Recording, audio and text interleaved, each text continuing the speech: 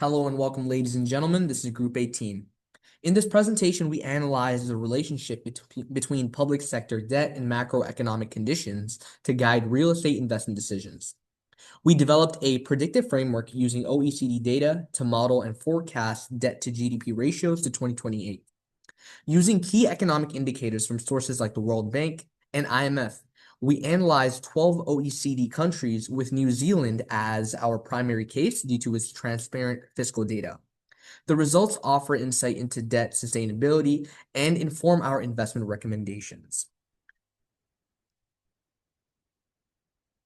And this is our agenda for today. Starting with the business understanding. At Horizon Management, we aim to find the most promising OECD country for real estate investment from 2024 to 2028. With rising global debt pressuring GDP growth and interest rates, our Quantfolio team used predictive modeling to forecast debt to GDP ratios and identify key drivers. We combined this with qualitative research examining migration, unemployment, and growth under 3 economic scenarios. Our findings point clearly to one standout: New Zealand offering the strongest long-term potential for real estate investment. Now we'll be talking about their data understanding and scope. This project examines the relationship between public sector debt and macroeconomic conditions to identify real estate investment destinations among OECD countries. Using a predictive analytics framework, we modeled public sector debt to GDP ratios from 2010 to 2023 and forecast trends out to 2028. Our dataset included key indicators such as tax revenue, government expenditure, inflation, unemployment, net migration, etc. All factors that impact fiscal stability in real estate markets. Our data was sourced directly from the World Bank, OECD, and IMF, and all fiscal metrics were normalized as percentages of GDP for comparability. The sample was refined to 12 OECD countries with a comprehensive coverage, including Australia, Canada, Germany, and New Zealand, to maintain a consistent policy and economic baseline.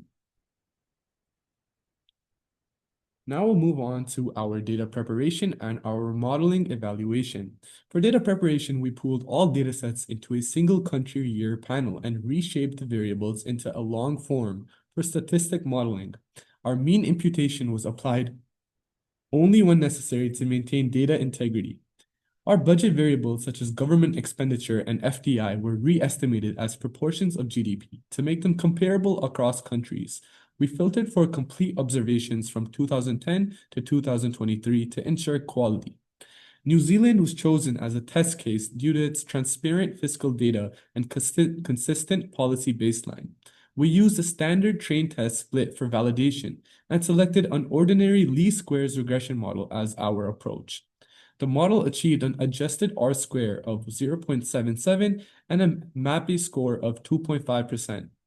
Provided a strong base for reliable debt forecasts.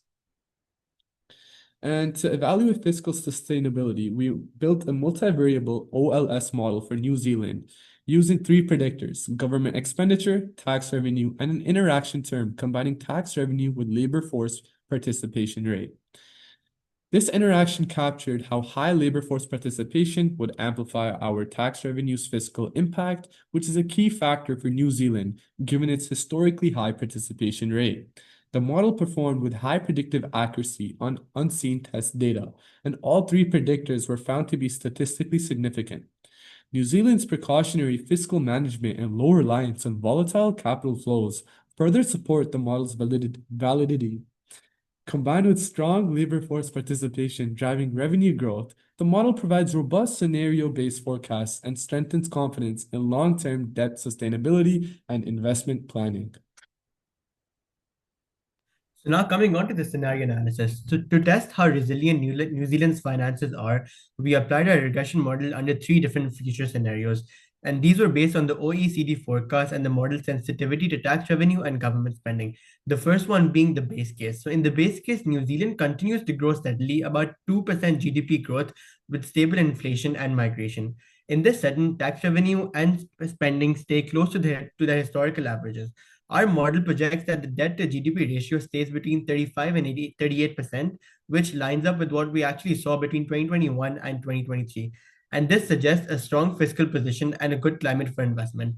Now, coming on to the adverse case. Next, in a global recession scenario, exports drop and unemployment climbs up to 6%. According to our model coefficients, lower tax revenues and higher government spending would cause debt to rise.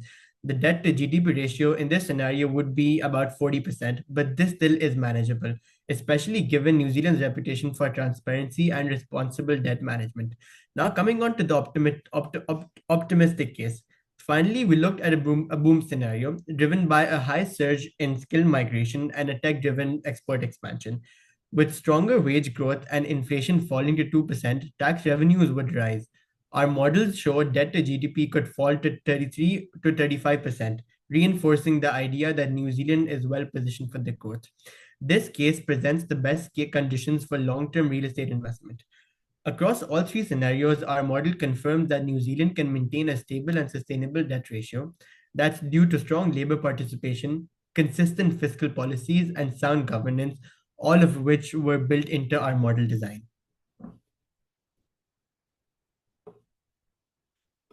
Moving on to the investment recommendation.